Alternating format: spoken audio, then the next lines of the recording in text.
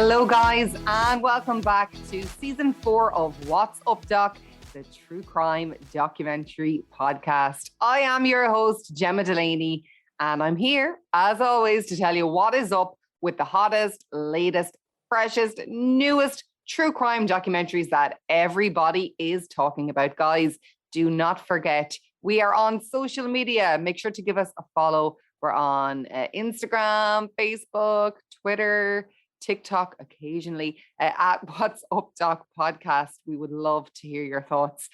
Look, I've built this one up a bit on social media, and I think it's not without just cause. This is potentially, to date, one of my favorite documentaries I've ever covered.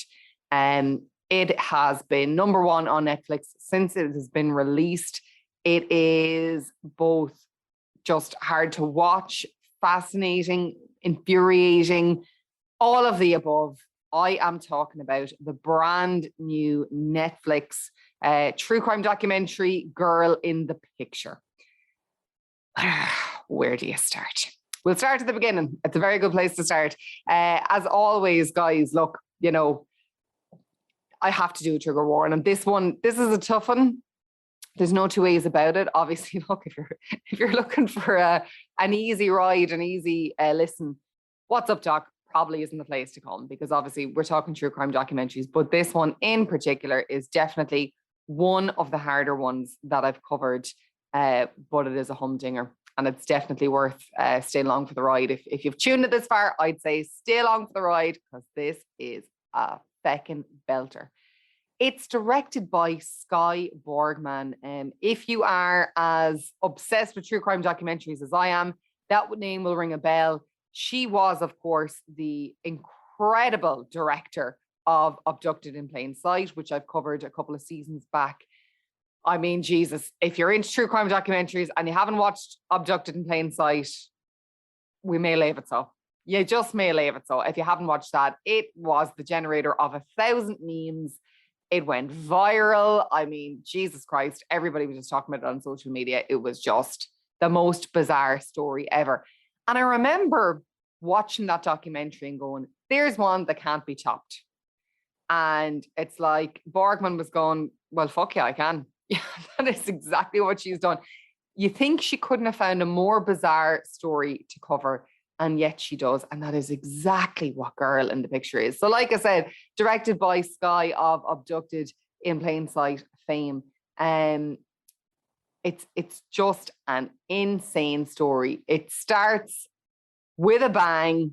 It starts guaranteed to hook you in. There's a body found on the side of the road, this young, blonde-haired woman, and just found by these two guys driving along in a truck.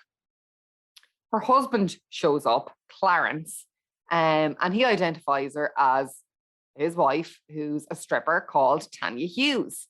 They have a young son together, Michael. There's a visible age difference, Tanya's a good bit younger than her husband, Clarence. But nobody really twigs anything too sinister right away. When she's brought to the hospital, when she's been examined, she's in a bad way. She is on death's door.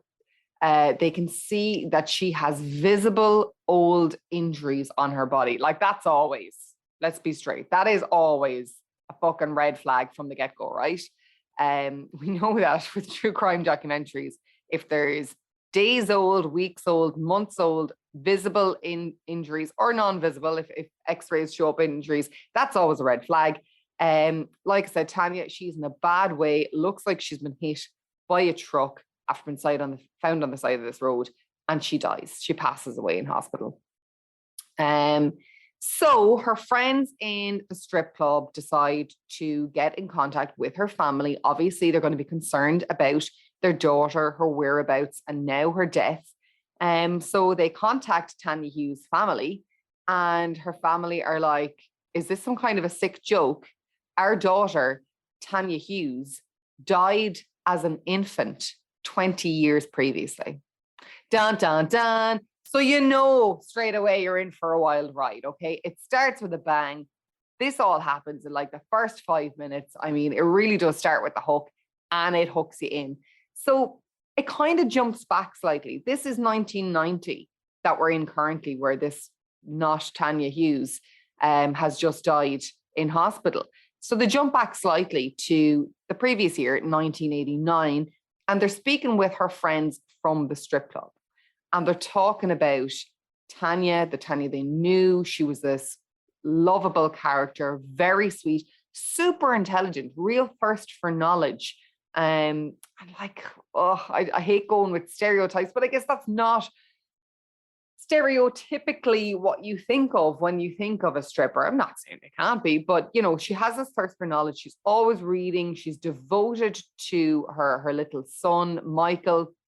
And her friends in the strip club are talking about how Michael wasn't allowed to go anywhere with Tanya without her husband, Clarence. So Clarence kept a very short leash on both Tanya and their son together, Michael.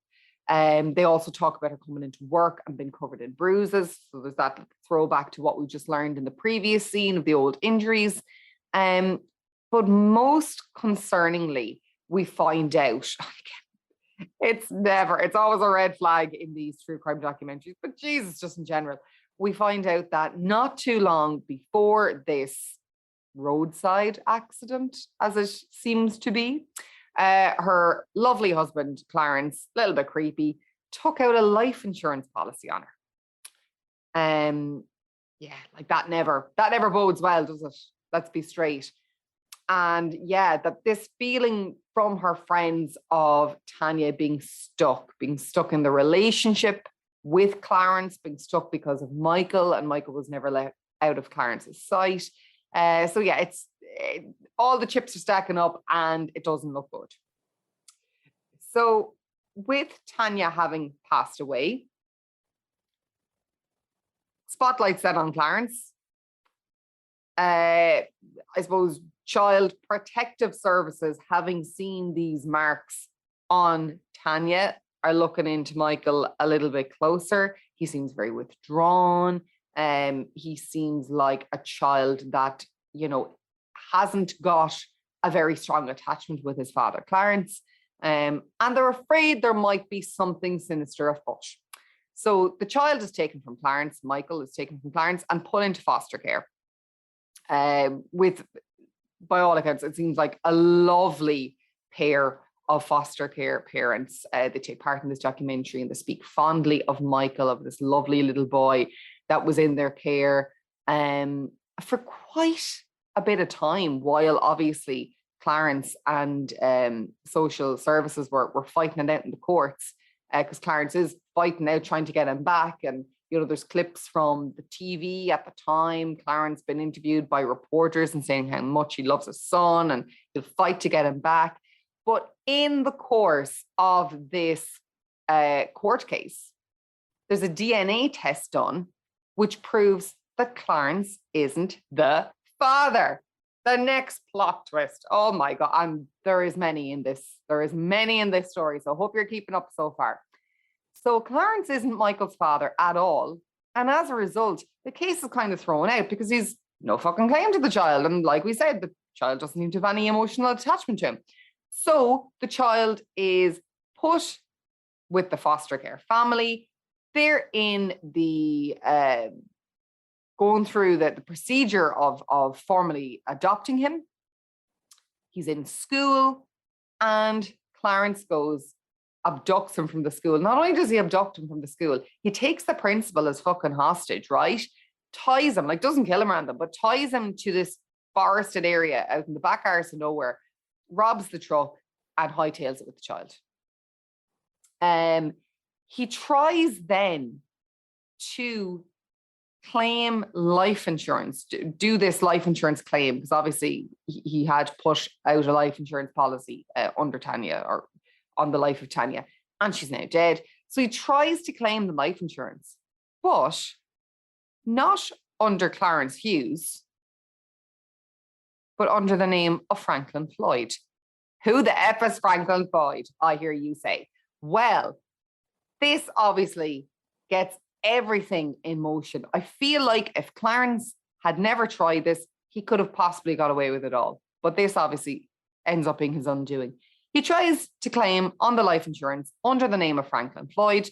The police obviously already know this guy is sus, so they run a search on the name Franklin Floyd, and Mother of Jesus, what don't they find? This guy has abducted multiple women, attacked multiple women. He's abducted a girl in 52, abducted and raped a 4-year-old in 62, in 73, attacked a woman, and he's been on the run since. Can it get any more bizarre, I hear you say? Yes, it fucking can. Because next up, we're introduced to these old friends of Tanya Hughes, except they don't know her as Tanya. They know her as their childhood friend, Sharon Marshall. So they see Sharon's picture on the news as being this Tanya Hughes who has died after a roadside accident, in inverted commas. And they're like, that's our friend Sharon Marshall, who disappeared at the end of high school. So we're then introduced to this whole barrage of people. And like, it's just the most heartwarming part of this very fucked up, very sad documentary, really, talking about Sharon Marshall, their childhood friend, their teenage friend, what a lovely person she was. And like, you get a real sense of who Sharon was. They're talking about this girl who obviously had a very tough life at home. Obviously had a very strange and strained relationship with her father, but very intelligent. For everything she was lacking at home, she really did not do anything to display that anything was unhappy at home. So straight A student, she wanted to be an aerospace engineer, wanted to go to Georgia Tech, and she actually got a full scholarship. So obviously very intelligent young woman. She got a full scholarship to Georgia Tech to be an aerospace engineer. And her father was so proud. He takes out this full page ad in their yearbook. And, you know, they're talking to her friends, her school friends, and they're talking about how, you know, some parents did take out whole page ads for their kids if they were very proud. What's kind of a little bit unnerving about this, and it shows the picture, it's very sexy. It's quite provocative. She's kind of given this sexy pose. And again, you're kind of going, what's going on here? So they start talking about her dad being very strict, but also very strange. One of her school friends is talking about how she gets this call from Sharon and she is distraught. She is inconsolable. She is hysterical. She's after falling pregnant. She's after getting pregnant. And her father has said, as punishment, she can't go to college. So wave goodbye to the full scholarship. Wave goodbye to Georgia Tech. Wave goodbye to wanting to be an aerospace engineer. I'm going to punish you for your unexpected pregnancy. You can't go to college and you have to give the baby up for adoption. Like, yeah, quite fucked up and quite strict and maybe a little bit weird, but maybe not any alarm bells ringing straight away, because you think of, you know, okay, she dies in 1990, so this is obviously a couple of years back, you know, 1987, 8, and you're like, okay, fair enough. Things were different back then. Parents were stricter. Just parents let them do that nowadays. But I suppose where it gets a little bit, not even a little bit, it gets so fucked up, it gets so strange so quickly, is that the friends who see her on the news, who see Sharon Marshall on the news and goes, this isn't Tanya Hughes, they contact the investigators and they say, that's not her husband. That's her father. Dun, dun, dun. So Clarence is not Tanya Hughes, aka Sharon Marshall's father. He's her husband. And they're like, no, that's not her husband, that's her father. So it becomes apparent that she is neither Tanya nor Sharon. These are aliases that have been made up. So we've got two questions off the bat, right? What happened to this woman who's been found dead at the side of a road, or who died after being found at the side of the road? And who is she? Which kind of leads back to, I suppose, the name of the documentary as well, Girl in the Picture, right? Who is this girl in the picture? It jumps back again and it talks about Tampa, Florida in 1988. And there's this strip club called Mons Venus. And they're talking to the people who worked in the strip club. They're talking about this girl who worked in the strip club called Sharon. Very shy, obviously young, didn't talk about her past. She had this weird dad.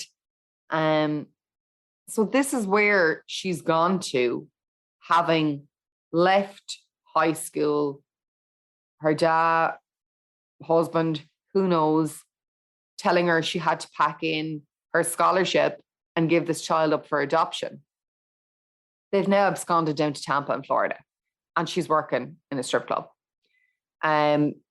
Her co-workers and boss in the strip club, they're talking about this weird dad that she had. And Tanya, or Sharon as she's known at this period of time in her life, goes to her bosses and she's like, look, you know, I heard that you kind of privately work at these millionaires club parties, and I'd like to put myself forward for working at them. Now, they paid very well and there was very little expected of you. You had to do like 3 naked dances and that's it. And you're paid well for it. So she does. She gets the job. She's a good looking girl. She dances well and she's brought along to these millionaire club parties. At the first one she's at, her boss is notified that Sharon is outside of the bathrooms offering sexual favors for money. Again, she's like 17, 18 at this point. When she is pulled up on it by her employers, she breaks down, she apologizes, and she's like, look, I'm really sorry, but I was given a load of condoms by my father and instructed to do this. So, like, what is going on? That is not typical father-daughter behavior. Why is a father who has insisted that his daughter drop out of college, well, not go to college as a result of becoming pregnant, now forcing her into sex work for money? After a period of time, a previous co-worker says it became very apparent that Sharon was pregnant. So the documentary doesn't really clarify, is this the pregnancy that she was kicked out of high school, or that her father, not kicked out of high school, that her father wouldn't have to go to college for? Is this another one? It seems to be the same one. But it doesn't really clarify it in the documentary. But over the course of stripping, obviously she's wearing very little clothes. It became apparent she was pregnant, and she has her baby, Michael, a son. And again, they're talking about how much she loves this son. It's clear there's a deep emotional connection between son and mother. And she was a great parent by all accounts. They're talking to Cheryl, one of Sharon's friends, who also worked at the strip club, Mons Venus. And Cheryl is this beauty pageant winner, stunning looking girl who strikes up a friendship with Sharon, and they become very close. And, you know, like all of them, she's just using stripping as a stepping stone. She wants to be a model. But shortly after this deep friendship starts with Cheryl and Sharon, Sharon and her dad disappear.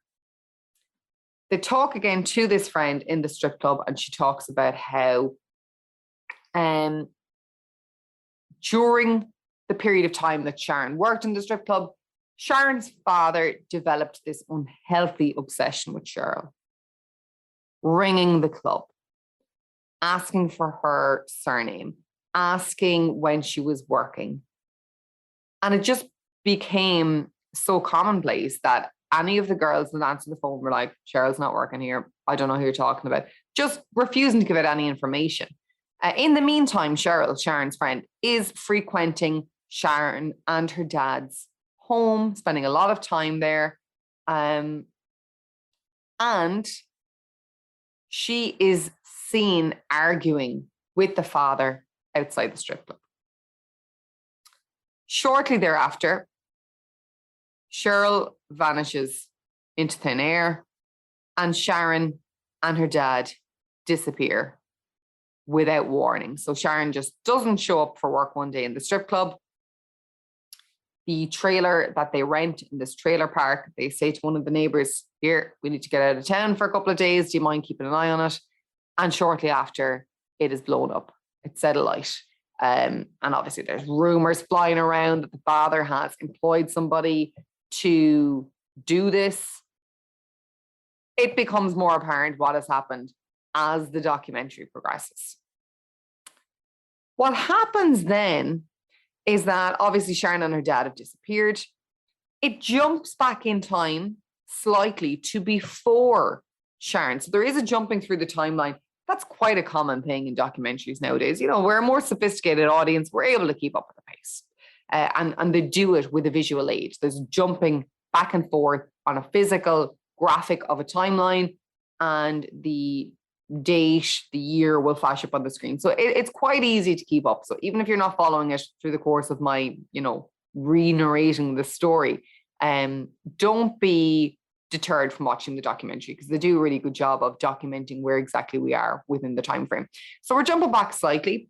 We're jumping back to before Sharon had left high school, and we're talking about more, getting more of an insight into the life she led with her father, I say in inverted commas, husband, who knows at this point. But they talk about, or they talk to this high school friend who talks about Sharon's father being so weird, so creepy, that other kids weren't allowed to Sharon's house because the parents just got a bad vibe off him. But on this one occasion, this friend's mum feels sorry for her. Her dad is out of town, and she's like, look, you can stay the night in Sharon's house, but don't ever mention a word to your dad, because he'll be furious with the two of us. So the friend goes, and she's spending the night over at Sharon's, having a sleepover. And she's saying, they're getting ready for bed, and they're undressing, and they're having a root around in Sharon's room. And the friend talks about Sharon pulling this sexy lingerie out of a drawer. What's a kid doing with sexy lingerie? And not only that, it's a whole drawer full. And Sharon talks about how this is nice, sexy lingerie that her father buys for her. And she likes it, and she keeps it. And she's very kind of matter of fact, and she's not really too perplexed about it. But the friend is obviously horrified, like, this is weird. This is not something a father does for his daughter. Next thing, I'm going to have to do a warning here, guys, because it gets a bit graphic. So trigger warning.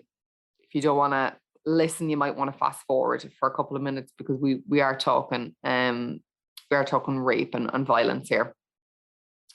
The father comes in to the girl's bedroom with a gun. The friend talks about how in Sharon's house, there's no doors. There's just curtains. There's no real possibility of privacy. So the father comes in with a gun. She describes him herself as being maniacal, evil, taunting the two of them with the gun. She is scared. Sharon, if she is scared, does not act that way. This just seems to be the norm. And he rapes Sharon at good point. with the friend there in the room. He just makes her lie on the bed and put a pillow over her head. The friend, even, however many years, 30 years later, is obviously very traumatized by this experience. She breaks down in the retelling of this experience. She talks about how she has not told many people about this, how it completely changed her, how, it changed how she viewed the world. Fathers weren't to be trusted anymore. Adult men weren't to be trusted anymore. And she talks about the next morning. And if you haven't watched this documentary, but you have been in, pages online or seen people talking about it, this seems to be the line that people are quoting. This is the line that's hitting home, that's sticking with people. And it's about the next morning after the rape. Sharon goes over and comforts her friend because her friend is obviously very traumatized, very upset. And Sharon says, look, I'm okay. You're okay. There's no need to make a big fuss about this. Daddy's just like that. So this is the line everyone's quoting online. Daddy's just like that.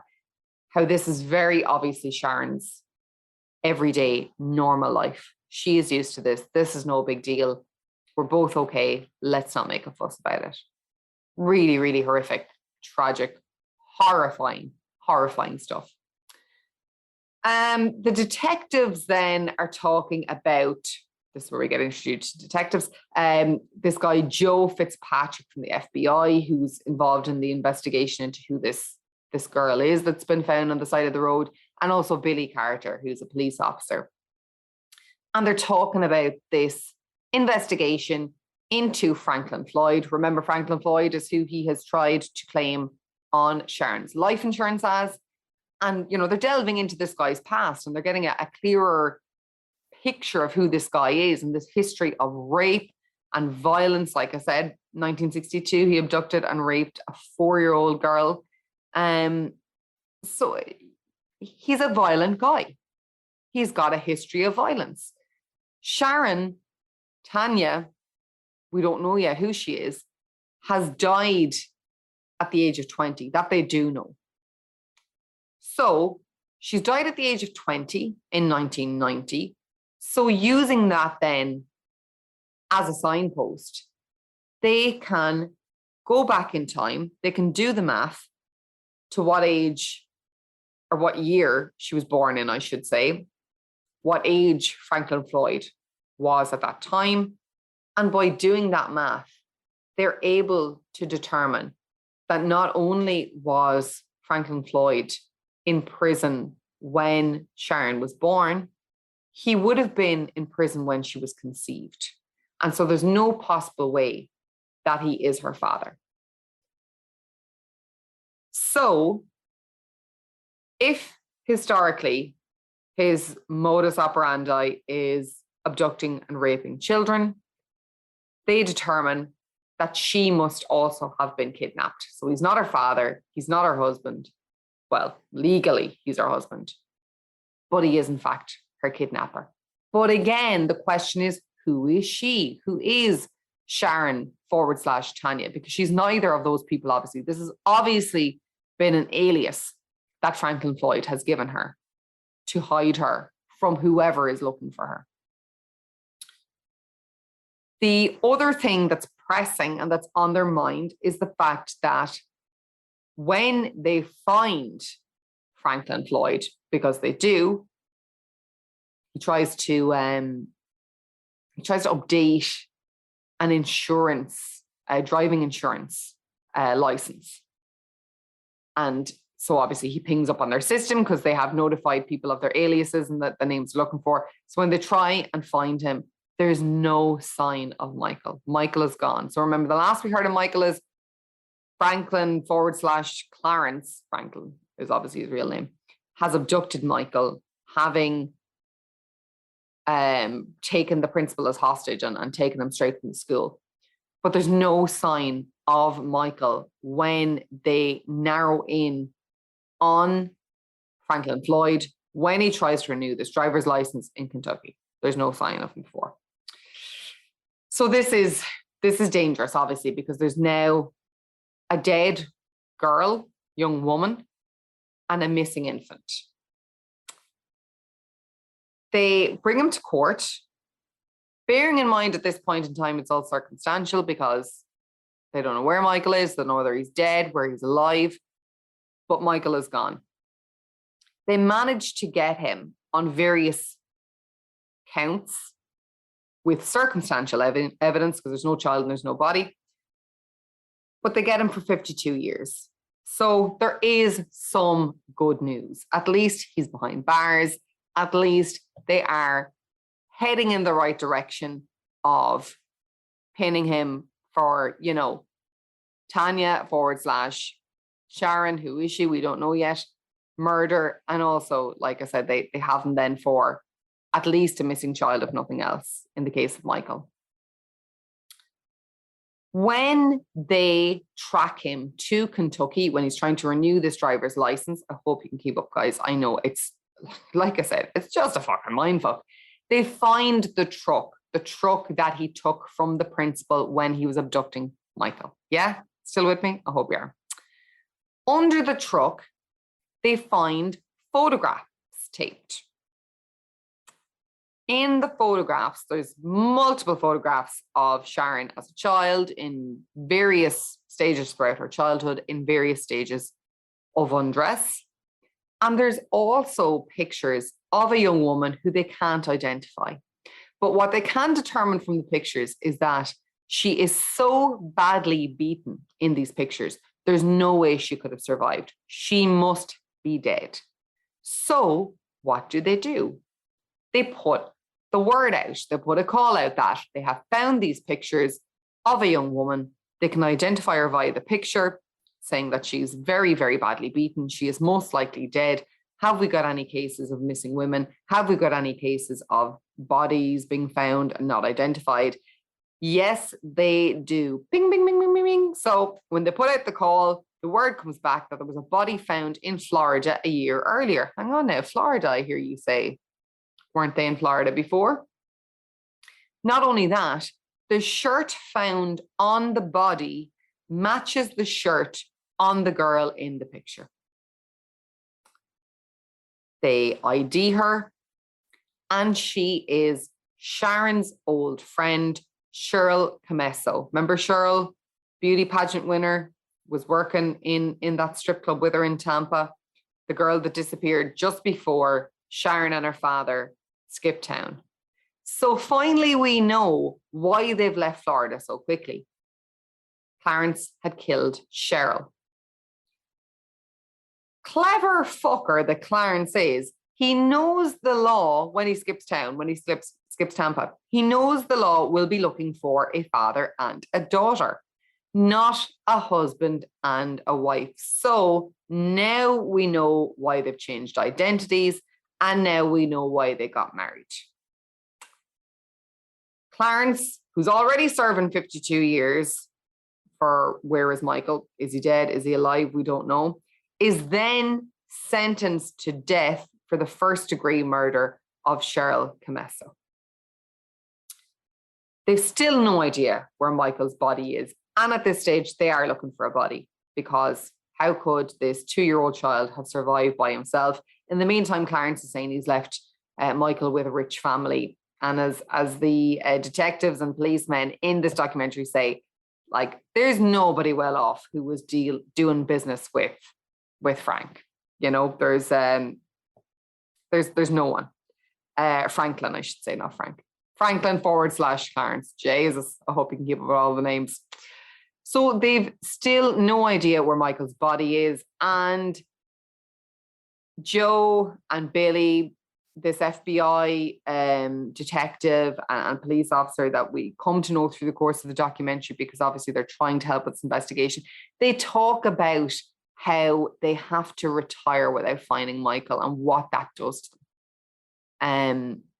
You know, you can tell that they've really been affected. Like Billy talks about how he's got Michael's photograph on his laptop, taped to his laptop, and that's his motivation every day in work, to keep going, try and find where Michael is. It skips forward slightly.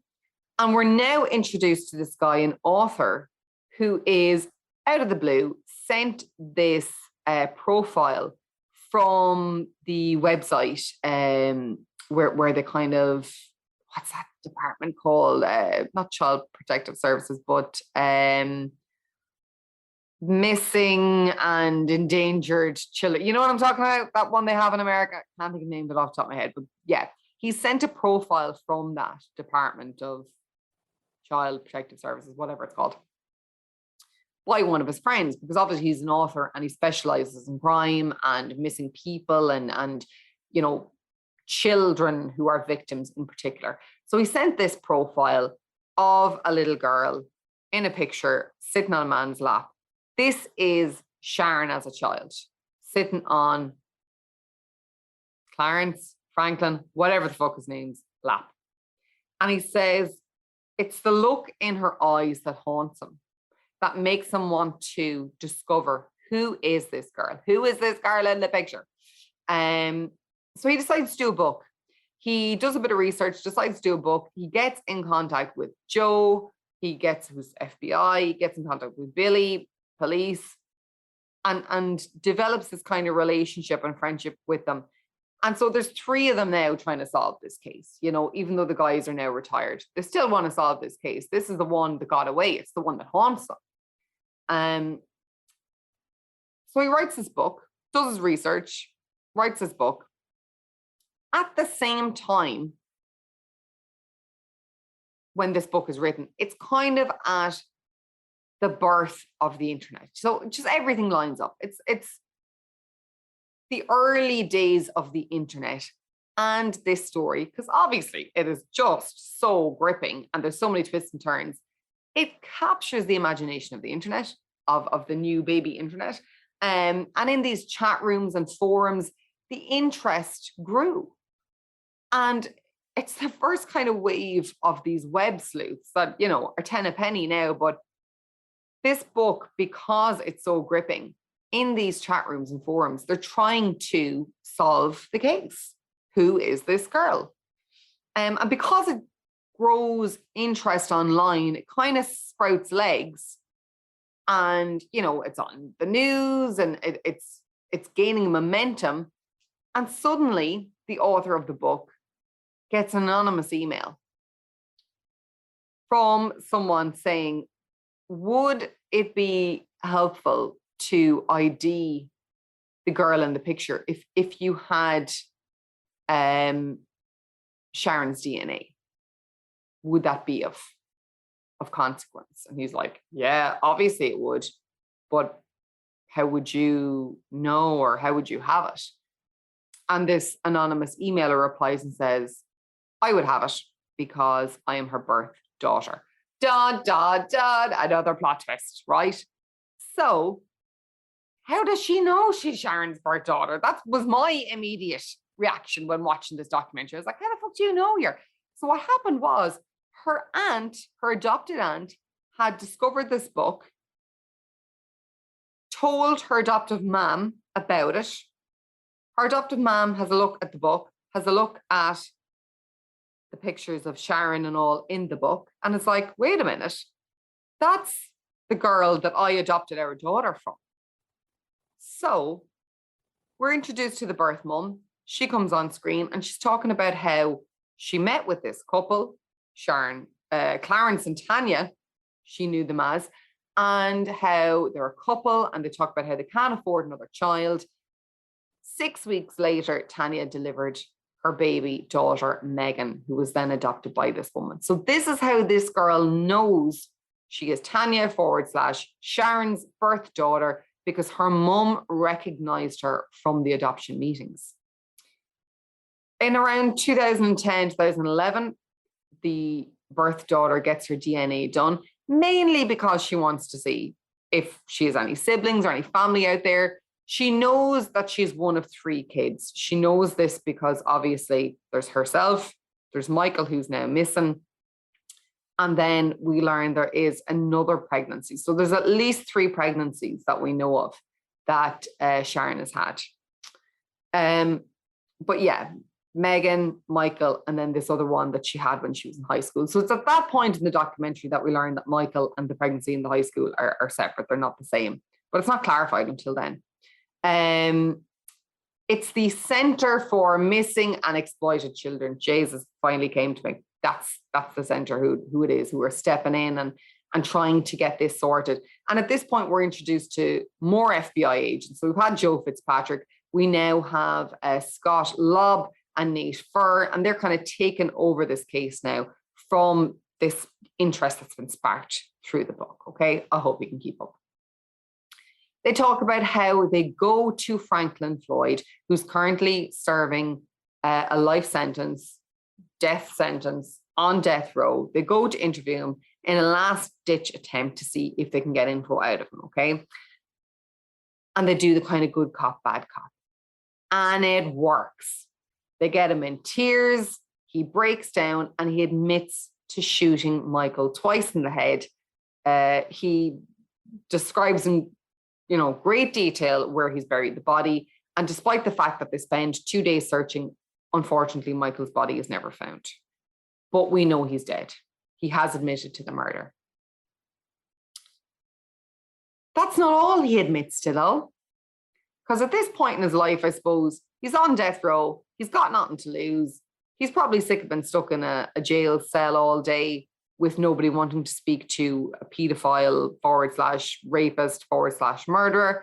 And so he spills his guts finally to these two FBI agents, Scott and Nate. And he talks about how years before he was such a good-looking young man while he worked as a bus driver in Northville, Carolina. One of the FBI detectives has this brainwave and goes, okay, and what name were you using at this period of time? And Franklin Floyd says, I was using Brandon Cleo Williams, which is an alias they have never heard before. Of all of the aliases they had for Franklin Floyd, this was not one of them. So this is a new lead. This is something else they can run a check on, which they've never been able to before. They don't even need to. Franklin keeps spilling. He talks about how he met a woman, how he conned her into marriage to get to her kids, because he's a pedophile. And the FBI goes, okay, so what was Sharon's real name? And he goes, Suzanne Savakis. So he spills the beans completely. They now have her full given birth name. Now that they have her name, they can trace her parents. Not only can they trace her parents, they find out that both are still alive. And it's at this point in the documentary that we talk to both the mum and the dad and get the various bits of the story to kind of piece the puzzle together. So they talk about how they were childhood sweethearts, high school sweethearts. They get married at the end of high school. Within a matter of months, the mother is pregnant with Suzanne. The father goes to Vietnam. She starts seeing someone else. While he's out in Vietnam. So obviously they break up. She's then living in a trailer park with Suzanne and her two younger siblings who are by this other guy that she starts seeing. There's a tornado. And the mother says that as a result of this tornado, which, the whole trailer is wrecked in, she gets what she now knows is PTSD. She's unable to look after her three small kids. Bearing in mind, she's only probably 20 or 21 and she's got three kids. And now no home as a result of this tornado. So I do have some sympathy for her. She goes to social services for help. They take her children. And while she regrets it, she says that she now recognizes that she couldn't look after them because of this PTSD as a result of this tornado. And at the suggestion of the people in social services, she starts going to church. She meets this guy in church. She's crying. She just lost her three kids. He promises to marry her, promises they'll get the children back. But of course, after getting married, he gets scary. So this guy obviously is Franklin Floyd, but at this period of time, he's going by Brandon Cleo Williams. He gets very violent after they get married. He threatens her with a knife. And she talks about how, she was so poor at that point in time. She writes a bad check at the local 7-Eleven to get food, to feed her family, and gets 30 days in jail for writing this bad check. While she's in jail, Brandon Cleo Williams, Franklin Floyd, whatever the feck his name is, takes off with Suzanne. So that's how he gets his hands on her to begin with. But I mean, you're instantly going to go, why didn't you try and get her back? Did you not go to the cops? Did you not go? She talks about going to the cops and how she screamed and roared and they wouldn't help her and they threw her out. But then you hear about it from the father's point of view. You hear about it from Megan, who, remember, was Suzanne's, Sharon's, Tanya's daughter, who was adopted out. You hear from her adopted mother that they tried to touch base with the grandmother and she just didn't want anything to do with them. So it's hard to know. It doesn't go into any great detail. That's about as much as it delves into it. So it's hard to know whether the mother ever really tried to get Suzanne back. But whatever the case, Franklin Floyd got her and made off with her and stayed on the run with her for 17 years. It's just so tragic. It's just so tragic. You wonder if maybe she had a mother who maybe didn't have mental health issues as a result of PTSD, or maybe she didn't, I don't know. But you just wonder if she had have had a parent that had have tried harder, would she have been found? Would she have been spared years of rape and abuse at the hands of Franklin Floyd? Would she have had all of these pregnancies in her short life? Yeah, it's just really fucking sad. But now they know who she is. She is not Sharon. She's not Tanya. She is Suzanne Savakis. She has a real name. And she has, if not a mother, a father who loved her and wanted to be involved in her life. And the father talks about how he's now developed this relationship with Megan, the daughter she gave up for adoption, and how in 2017, Matt, who wrote the book, Megan, the daughter that Suzanne gave up for adoption, and the father decide to redo Sharon's headstone because they now know her to be Suzanne. They know who she is. And there's this really lovely, tragic, poignant moment where her birth father talks about how it kills him that in the course of her short life, she didn't know who she was. She didn't know that she was Suzanne Savakis. She believed she was Sharon, and then she had her identity changed and she was known as Tanya, but never really knew who she was. And they speak with her high school friends and they talk about how, as bad as her life was, she was good to them all and she was caring and loving and a friend to everyone. And it's just really sad. It's just really sad because obviously this is 2017. They're redoing her headstone after she died in 1990 at the age of 20, never really known who she was herself. It's tragic. It's heavy. It's tough going in some parts. But I do believe that it is really, really, really invaluable watch. I would definitely recommend this documentary.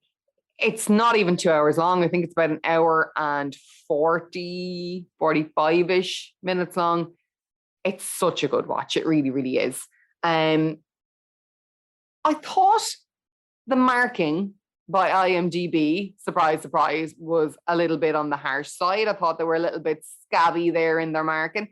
Because I, as if you can't guess, thought this was an absolute belter. I think it's right up there with Abducted in Plain Sight and, you know, my all-time favorite, The Jinx. It got 7.3 on IMDb, which, like I said, I thought was a little bit scabby. Rotten Tomatoes, it got 95%, and I think that is definitely more in line with where my thinking would be on this one. It's an absolute cracker. It's on Netflix. Like I said, not even 2 hours long.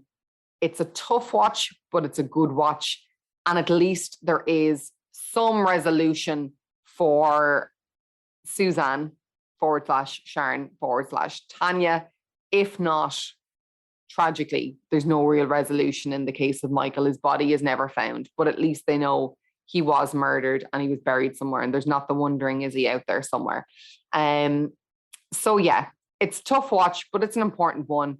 Obviously issues of rape and child abuse, but also of trafficking, sex trafficking, abduction, all of these issues that are, you know, they're not going away. They're still out there in the world. And it's good to see how these things can be let happen and how things can slip through the cracks and how there can be the failings of social services, birth parents, you know, just all of the multiple fuck ups that have to happen for a woman to have a very short-lived, very tragic life, but a life that, you know, was of value. And obviously she touched a lot of people's hearts in her short life. So it's definitely an incredible watch. And I loved it the first time I watched it for fun. And then obviously I watched it for a second and third time to do my research. And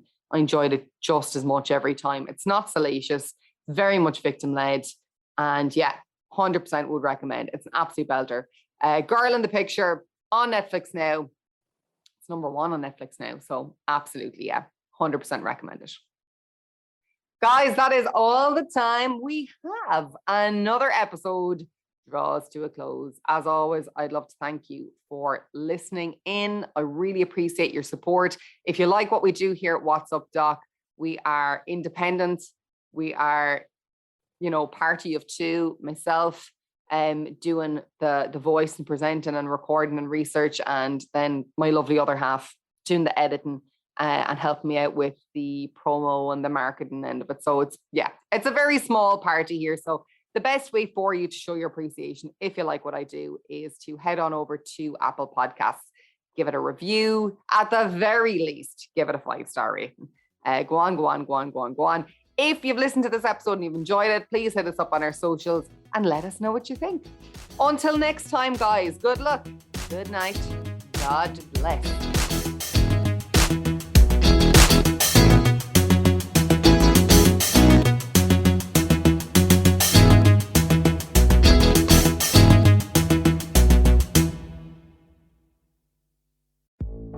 Morbidology is a weekly true crime podcast hosted by me, Emily G. Thompson, author of Unsolved Child Murders, Unsolved Murders, Cults Uncovered, and Mysteries Uncovered. 911 emergency. My son shot my husband. I need an ambulance. He's bleeding. Each week on Morbidology, I uncover a new true crime case using investigative research combined with source audio. I just snatched it from her. My son took it and it's like, I just hit her with it. Morbidology is a victim-focused podcast that mostly covers cases that aren't widely documented in mainstream media. I also like to take an in-depth look at any systemic failures which had a part to play in the crime. Do you know why you're here? For a home invasion gone terribly wrong. Listen to Morbidology across all podcast platforms.